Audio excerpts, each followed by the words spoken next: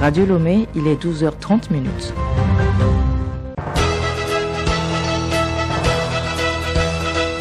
Le journal Hélène Assabi.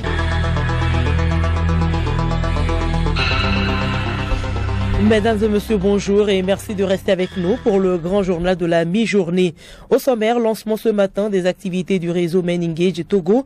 La rencontre a été marquée par la dissémination de 2 rapports d'études sur l'engagement des hommes dans le cadre des violences basées sur le genre.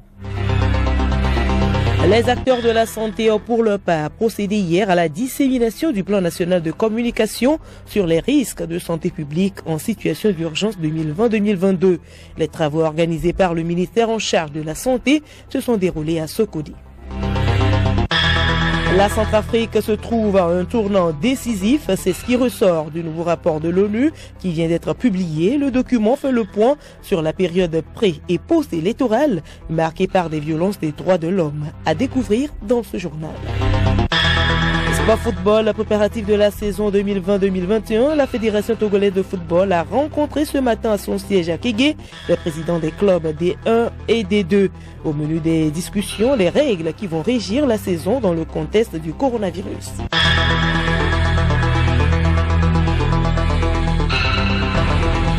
radiolomé.tg. Mesdames et messieurs, une fois encore, bonjour. La présidente de l'Assemblée nationale, Chantal Yawa Djibouti Tchegan, a été reçue lundi dernier à Niamey au Niger par le président Issifou Mohamedou, qui passera la main dans quelques semaines. Madame Tchegan, qui dirige une mission d'information de l'Organisation internationale de la francophonie, OIF, dans le cadre des élections présidentielles, est allée faire le point de sa mission au président sortant. Geneviève. Au cours des échanges, la délégation conduite par Madame Yawa Djibouti Tchegan a saisi cette occasion pour faire le point sur le scrutin du dimanche dernier qui a mobilisé près de 7 millions d'électeurs au président sortant Mahamadou Issoufou. Elle a présenté ses condoléances au président ainsi qu'à l'ensemble du peuple nigérien suite à l'attaque qui a causé la mort de 7 membres de la Commission électorale nationale indépendante CENI dans l'exercice de leurs fonctions dans la région de Tillabéri. Selon la délégation, en dehors de cet incident malheureux, le second tour de l'élection s'est déroulé dans le calme. Les résultats provisoires de cette présidentielle ont donné pour vainqueur Mohamed Bazoum du parti au pouvoir avec 55,75% des voix. Des défis immenses attendent Mohamed Bazoum, le successeur de Mahamadou Issoufou. Déjà, le jour du scrutin, le président sortant avait fait savoir que le Niger est confronté à des défis notamment sécuritaires, démographiques, climatiques, économiques, sociaux et sanitaires avec la COVID-19. Pour le président Mahamadou Issoufou, c'est la première fois que 2 présidents élus se succèdent dans son pays dont l'histoire est jalonnée de coups d'État depuis son indépendance en 1960.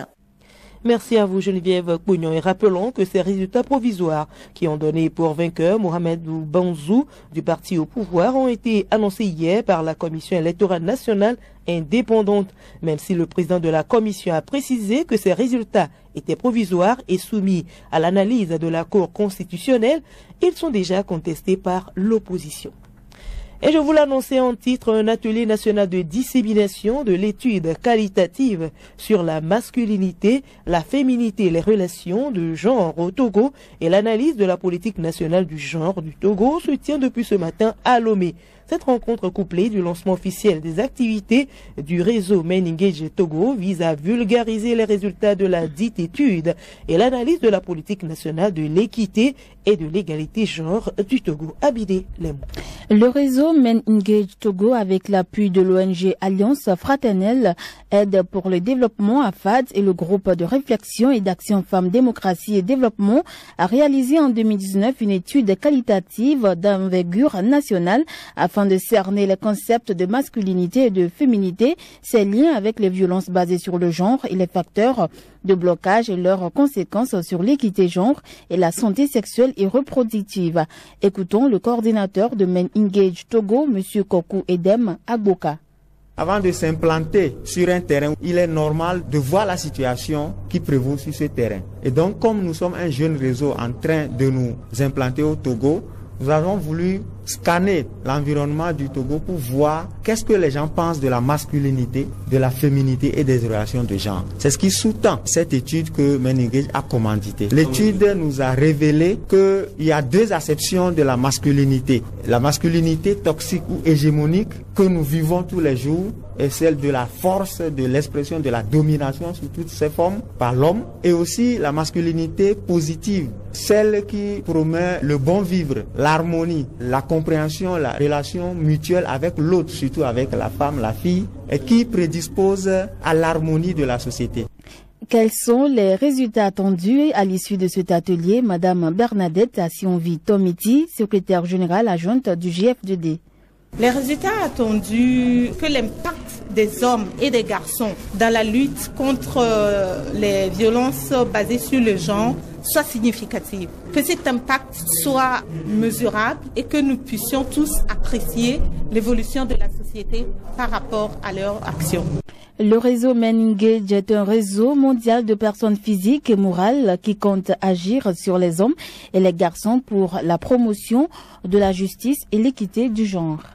Merci à vous, Abidé Lemou. Le ministère de la Santé, de l'Hygiène publique et de l'Accès universel aux soins a organisé hier à Sokodé un atelier de formation des acteurs en santé suivi de la dissémination du plan national de communication sur les risques de santé publique en situation d'urgence 2020-2022. À Top Sokodé, Faram Akaka. Ce plan fait suite à celui de 2019 arrivé à terme échu, et c'est pour combler cette lacune que le ministère en charge de la Santé a procédé à sa révision et à sa validation. L'objectif est de partager le contenu du plan national de communication sur les risques de santé publique en situation d'urgence auprès des acteurs du niveau opérationnel de gestion des urgences de santé publique des 6 régions sanitaires du pays. Il s'agit de contribuer à l'adoption par les populations de comportements favorables à la santé avant, pendant et après les situations d'urgence sanitaire, de renforcer les capacités nationales et d'assurer les prestations de qualité en matière de communication sur les risques de santé publique en situation d'urgence.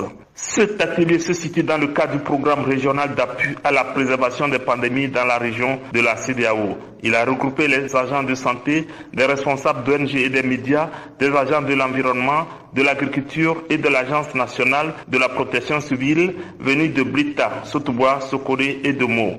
Au cours de la rencontre, les acteurs de gestion des risques liés à la santé ont suivi un briefing sur le plan national de communication, notamment ses grandes lignes, ses objectifs, son cadre légal, son organisation et son fonctionnement, la procédure de prise en charge des membres des équipes d'intervention rapide. À l'ouverture de cet atelier, le directeur régional de la santé de la centrale, Dr Ntapi Kasuta, a déclaré que la communication est très importante si elle est bien menée. Il a attiré l'attention de tous les acteurs sur l'usage des réseaux sociaux qui sont parfois nuisibles et les a invités à prendre toutes les mesures et à être vigilants pour éviter et freiner la propagation de la Covid-19. Faram Akaka, agence togolaise de presse Sokolé pour Radio Lomé. La situation du Covid-19 au Togo depuis hier à 20h20, 118 des 1559 personnes testées sont positives, portant le nombre total de cas positifs à 6466. 65 guéris ont été enregistrés, portant le nombre total de patients guéris de Covid-19 à 5388. Le nombre de décès reste inchangé à 81. Le nombre de cas actifs est de 997. Un total de 229 982 tests de laboratoire ont été effectués sur toute l'étendue du territoire national. Les doses de vaccins sont attendues cette semaine au Togo. Et pendant ce temps, le Ghana doit recevoir ce mercredi la première livraison mondiale de vaccins financée par le dispositif COVAX qui vise notamment à fournir aux pays à faible revenu leur première dose de vaccin anti-Covid-19. C'est ce qu'ont annoncé l'UNICEF et l'OMS. Le journal Hélène Assabi. Hors du Togo au Nigeria, plusieurs obus se sont abattus dans la ville d'Amakolo et de Kouangé. Le bilan fait état de 10 morts et 21 blessés à Maiduguri. Et selon le chef d'une milice pro-gouvernementale, les obus ont été tirés par des terroristes de Boko Haram.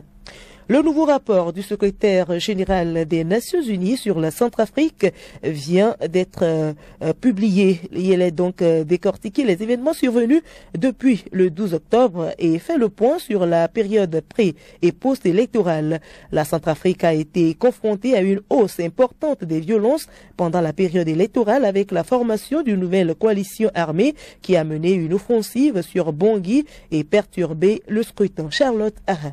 La violence électorale a entraîné des violations généralisées des droits de l'homme, affirme ce rapport. Il relève une augmentation de plus de 60% de violations des droits de l'homme entre octobre 2020 et février 2021. Des violations imputables aux groupes armés, mais aussi aux agents de l'État dont l'application du couvre-feu national s'est traduite par des recours disproportionnés et excessifs de la force. Selon le rapport onusien, les effectifs de la MINUSCA ont été mis à rude épreuve, tandis que la pression sur la mission s'intensifiait en raison des défections et désertions généralisées des forces de sécurité nationale. Le secrétaire général de l'ONU plaide pour renforcer la gouvernance du secteur de la sécurité et pour un processus de réforme efficace. Antonio Guterres demande donc un supplément de 2750 militaires et 940 policiers, ce qui porterait au total la mission à plus de 17 000 les forces de la mission pour notamment inverser la tendance.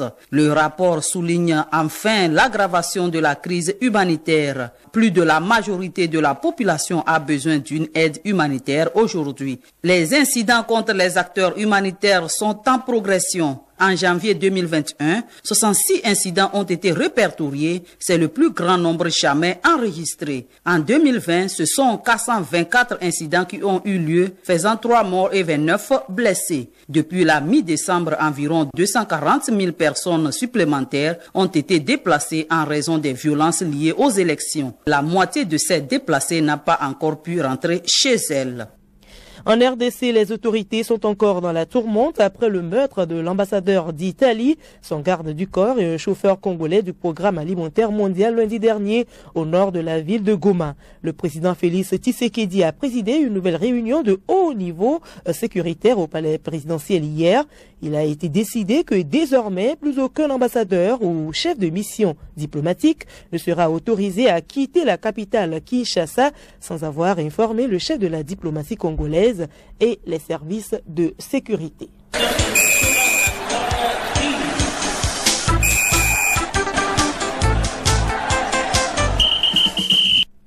Sport football, championnat de première division, saison 2020-2021 au Togo. La compétition se jouera en 2 zones, A et B. Sibi Lawson.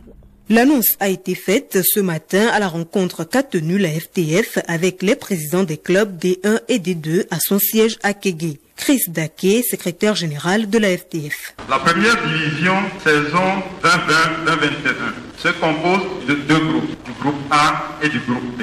La compétition se jouera à l'intérieur de chaque groupe en match aller et retour. À l'issue de la compétition, les équipes championnes et finalistes représenteront le Togo en compétition interclub de la CAF. Les dernières de chaque groupe seront relégués en 2e division. Les poules sont constituées comme suit. La poule A, Gohlesu, ASOTR, Maranatha, Comito, Ange, Dito, Est Gopor et Entente 2. Le groupe B, pour la poule B, Unisport, Semaki, AS Dinan, Ifodje, Koroki, ASK, ASCO et Sarasport. Le planning pour ces journées se décompose en phases.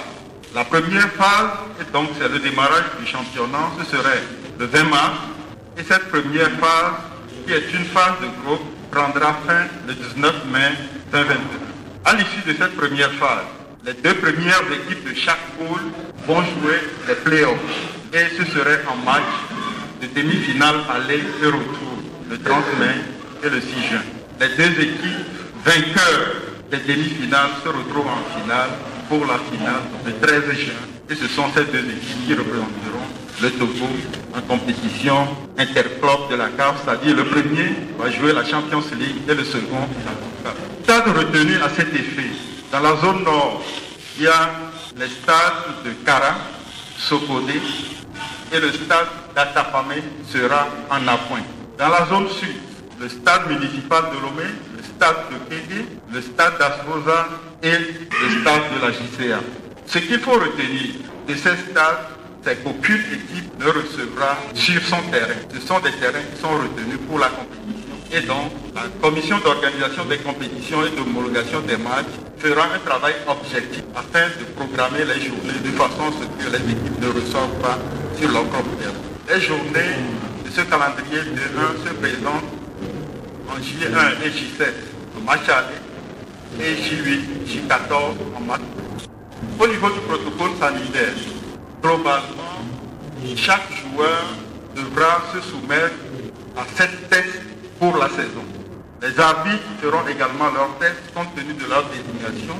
Le coût de test, les tests PCR, ces coûts sont en discussion actuellement entre le président de la fédération et Madame le ministre. Selon le président de la FTF, Guy Akouvi, chaque club de D1 bénéficiera de 8 millions de francs CFA comme subvention. 5 millions seront versés au début des championnats le 20 mars. Les clubs auront également droit au reliquat des fonds Covid-19.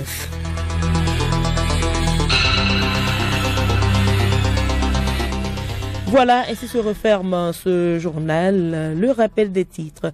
Lancement ce matin des activités du réseau Men Engage Togo. La rencontre a été marquée par la dissémination de 2 rapports d'études sur l'engagement des hommes dans le cadre des violences basées sur le genre.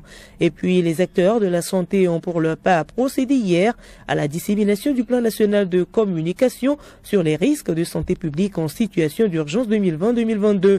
Les travaux organisés par le ministère en charge de la Santé se sont déroulés à Sokodé.